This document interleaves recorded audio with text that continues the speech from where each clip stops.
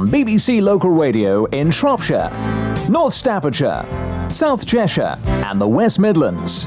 We present Mike Adams and Chris Savory, the record collectors, from now until 9 tonight. With you in the Midlands, BBC Radio. Our special guest tonight on the Record Collectors is an old friend. That's Ken Crossland. We know Ken from Michael Holiday and Bing Crosby. But tonight we're going to talk about Perry Como. But before we go there, there's a bit of news, sensational news about Bing Crosby, is there not? Absolutely, Mike. Good evening. It's nice to be back. Everybody thinks about Bing, I guess, in terms of White Christmas, because it was the biggest selling record of all time, and it's a song that he's most associated with. And there's an interesting little story around White Christmas, because it came out of the Irving Berlin film Holiday Inn in 1942, and Bing recorded it in May of that year. And it became really such a big record because it was a symbol of home for all the American servicemen who were overseas during the war in the South Pacific, where Christmas was hot and sunny, and therefore a white Christmas was just that symbol of home. And that was the reason why it became such a big record. And in those days, when it was first recorded, it was recorded into wax on shellac. It was pre-tape. So they pressed the original recording over and over again, and by 1947 they'd worn it out. And Bing had to go back in the studio and recreate it. And the version that you hear when you're wandering around the supermarket or wherever today is actually the 1947 version, because simply the 1942 original was worn out. But what we didn't know was that Bing actually made 2 takes of it back in 1942 at that first session, and the first take he actually fluffed the very last line, so it was consigned to the rubbish bin, we thought, and he made a second take, and that was what was used and then worn out. But about 12 months ago, somebody in Decca, MCA in the States, found that original recording, pristine condition because it had never been used, just with that little fluff on the last line. And so now out in the shops on a new MCA Bing Crosby Christmas Classics collection, there is the very first and truly original recording of that famous song. And so that is available now, is it? It is indeed, out in the shops now. The Bing Crosby Christmas Collection, I think it's called. But tonight we're talking about somebody who, to me, epitomised American television in the 50s, of things that were transported across the Atlantic, and then we came in our black and white screens in England. An artist with more than, I think, 40 hits in total, Perry Como. Absolutely. He was... probably the unique thing about Como was that he was the first singer really to make his name through television, as you say, Mike. Bing, Sinatra, so many of the others started out in radio and then went into films. And Perry Como started down the same route. He was a band singer in the 1930s with Freddie Carlone, and then with the Ted Weems Orchestra, and went solo in 1942, 1943, and seemed to be following the same sort of pattern as those other guys. He was very much a sort of disciple of Crosby. He went into films in the late 40s, and for some reason it didn't take. Como didn't seem to have that personality to project himself into an acting role. And whilst he was doing some radio stuff, in 1948, very early days of television, he signed up with Chesterfield Cigarettes, and they actually started off filming his radio show. It's an odd thing if you see these old tapes of these things that still survive. It's literally a radio show with him standing in front of a mic, but they filmed it. But it was already apparent that Como had got a feel for that little small 12-inch screen, and he went from there. And very soon after the show was put into a proper television format, then in the early 50s he signed with NBC for what in the States was known as the Kraft Music Hall, and that was the show that was brought over here by the BBC in the sort of mid to late 50s. And that's where the Como legend was made, and that's where he'll always be remembered as the man who made his name first and foremost through bringing that kind of singing to the television screen. Well, I remember certain records. They were Very catchy ditties like What Did Della Wear, and a very collectible 78 called Jukebox Baby, which is almost on the verge of rock and roll. Absolutely. And they were all written for the television, for that sort of 2.5 minute spot on the TV with a team of dancers and so on. He had the Ray Charles singers with him. Mitchell Ayres did all of the arrangements for him in those days. And the songs, when you hear them now, sound like novelty things, and people say they're a little bit trite, but they were part and parcel of the Como TV show. And the song we're going to hear in a moment, the first one I was going to play tonight, is a song called Tomboy, where actually I've got the video at home of when he first heard this song. It was written by some firemen in a fire station somewhere in the States, and they sent this thing in on this enormous piece of card, and Como just routined it on the air with somebody at a piano, and then they put a proper arrangement into it, and it was a hit single in 1959, I think. He's from Italian descent, isn't he? Yes, absolutely. He's the seventh son of a seventh son. Which is supposed to be somebody with great gift, which obviously he has. Absolutely. And also, he was a barber originally. Was he a barber or was it? He was a barber. His father had a barber's shop, and by the age of 13 or 14, Perry Como himself had his own shop. So the first track, and here it is. And that is Tomboy from Perry Como, and that would have made two firemen very rich indeed, I suspect. I guess so, yeah, I guess so. Because Farrell and Conway were the two firemen that wrote the song. They were, and it was published by Como's own company, Roncom, which owned most of the rights to stuff that Como generated himself. Now, one of the early songs I used to sing as of course I was in nappies, was the next track, which is Caterina, which is, along with all those 50s like Volare and so on, there's a certain feel to it, isn't it? Yeah, that's right. Caterina actually crept into the 60s. It was 61 recording, and that was just at the real end of the Perry Como show. He did the Craft Music Hall on a weekly basis until 1963, by which time I think he'd done a weekly TV show then for 15 years, and he decided at that point that that was enough, and he since then of course did lots of specials and so on. But Caterina was just kind of the end of that trail of novelty songs that had sustained the programme, and there's a marvellous CD come out in the last 12 months which I ought to just give a little bit of credit for. It's called the Essential 60s Singles Collection. It's an American issue on a Tarragon label. My very good friend Mike Dunnington down in Stourbridge has had a lot to do with putting this together, as he does with everything that comes out from Como. And the great thing about this, though, is that the guy in the States who did the compilation meticulously tracked down a stereo master of every one of these 20 tracks that were all issued just on 45s, mostly in the States, some not issued here at all. And so for the first time we've got a wonderful sounding CD, all in full stereo, and songs like Delaware and in particular Caterina really come to life when you get the stereo master. So this is it. Yeah, it was just before the Great British Invasion, before the as we had Love Me Do in 62 and then of course 63, and at that time, almost any American star of the size of and popularity of Perry Como was almost guaranteed a hit. Yeah. And this was towards the end of that first wave of hits. It was. He, as we'll hear, he came back again in the early 70s, but this was the end of the end of the beginning, I guess, in that sense of Perry Como. I remember when I was very, very young, singing Hound Dog, and then persuading the band to sing Caterina, for me to sing Caterina, and they looked at me and I didn't get the job. And that of course is Perry Como. You're tuned to The Record Collectors on your favourite local BBC radio station with Mike Adams and Chris Savory, and our guest tonight is Ken Crossland.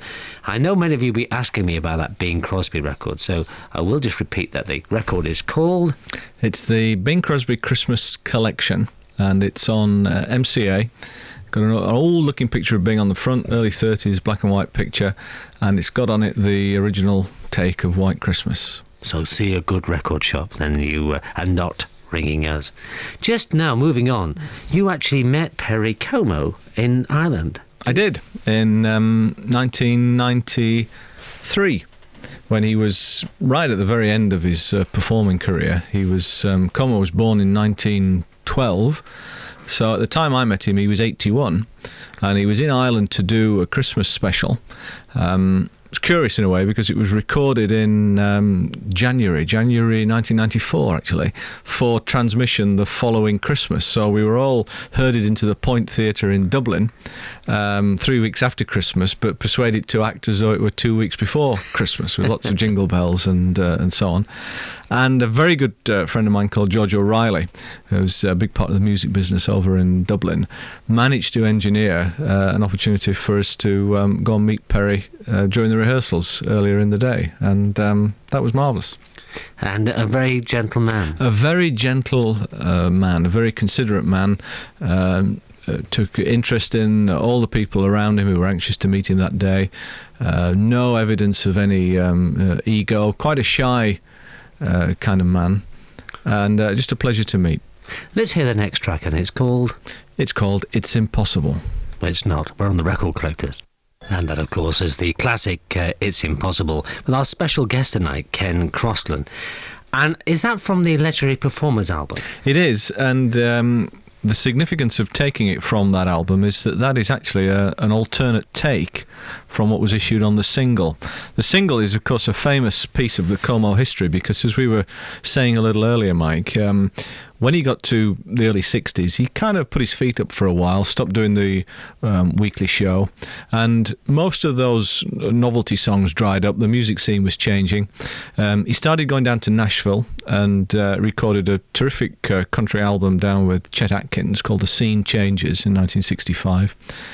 He did a Christmas special in Rome and recorded an album of Italian songs in Rome while he was there, but he was kind of being selective about what he did, and he did the odd single, as you've heard from this Singles Collection CD. But then in 1970 that song, which was written by a Mexican, I think, somehow found its way to him, and after having been really out of the limelight for 8 or 9 years, it was just remarkable. It was actually number 2 in the UK charts before it was released on the pre-orders, on the strength of the success in the States, where it actually went to number 1. And just a simple song, simply sung as Como always did, but for some reason it really struck a chord. But that, anybody who's really got their ears highly tuned tonight, and who knows the original, will have spotted a little bit of differences in the phrasing, because that's an alternate take. Now, this came from a very interesting series that RCA brought out on vinyl originally, with a quality 12-inch square book that accompanied it, yeah. And it was on their Legendary Performers, which was a dearer issue. It was. And I think Perry Como came out first in the series, and then Elvis Presley followed him. That's right. Yeah, that's right. That's right. And the King Collector, of course, on all those at the time, there was an alternate take or two, yes, from the ones we had in our own collection. That's right. That's and right. This was no one wondered if RCA was trying to milk even that far back, trying to milk it from the collectors, the true diehards like we are, to make sure we were complete in having everything. Well, you might say that. I couldn't possibly comment. But of course the album's on CD and it's still around, isn't it? It's still around, yeah, and it's not a great value for money because it's only got 10 or 11 tracks on now as CDs go. It's a little bit short change, but if you are a collector, that Como track that's quite a rarity. Now, just talking about the collectability of Perry Como, some of those early sort of 78s are much sought after now. Some of the early 78s, because of course many of them came out at the time when they were both 78 and 45, and so the 45 might be more common, but the 78 is a little bit scarce. And the other thing that's always worth keeping an eye out for with Perry Como is the 12-inch LPs that he did for RCA in the around 56, 57. Right.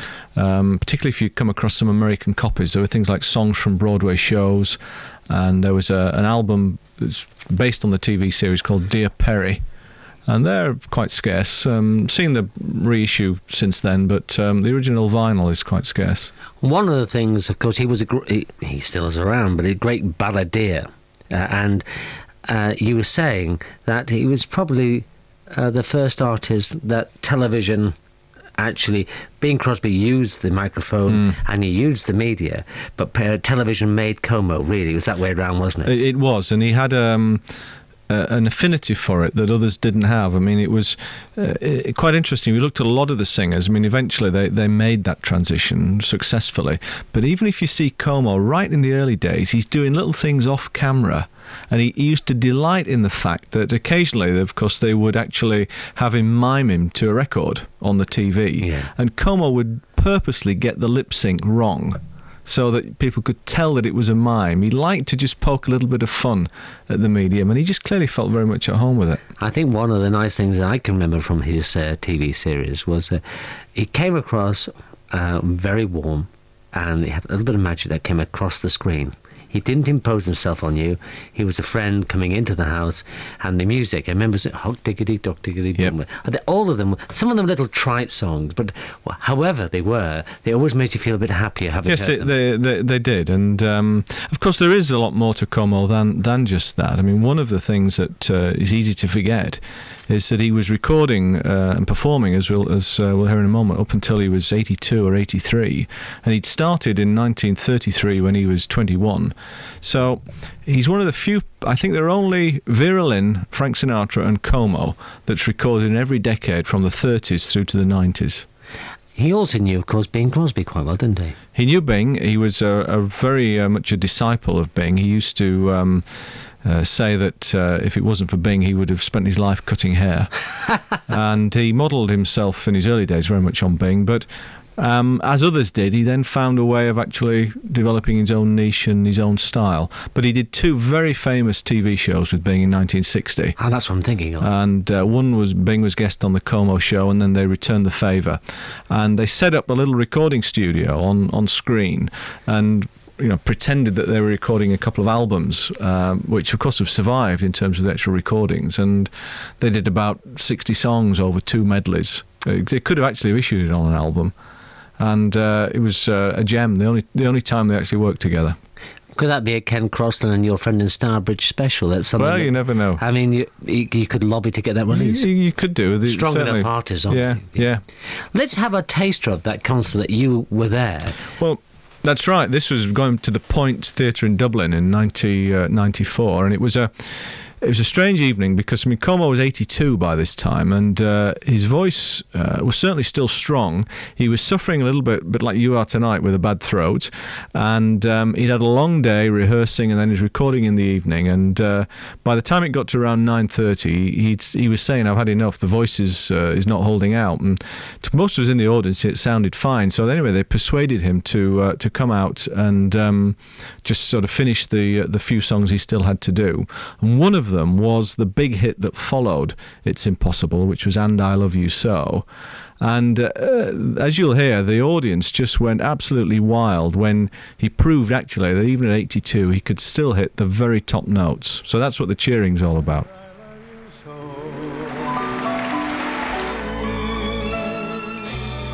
And that, of course, is Perry Como with Ken Crossland.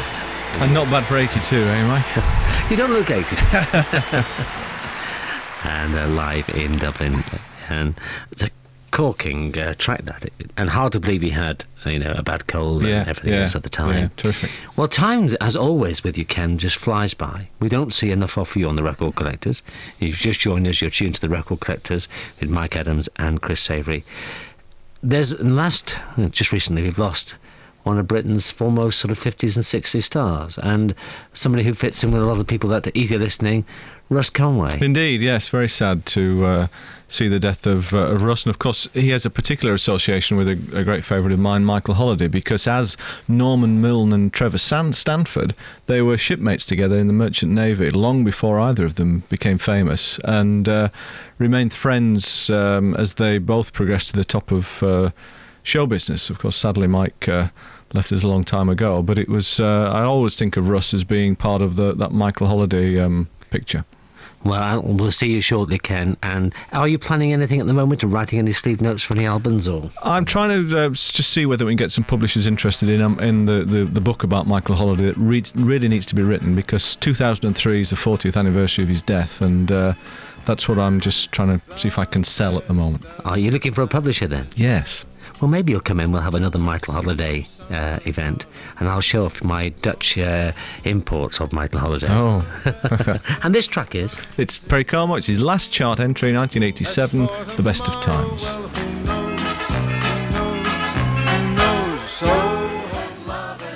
And our special thanks to Ken Crossland. We'll see him soon.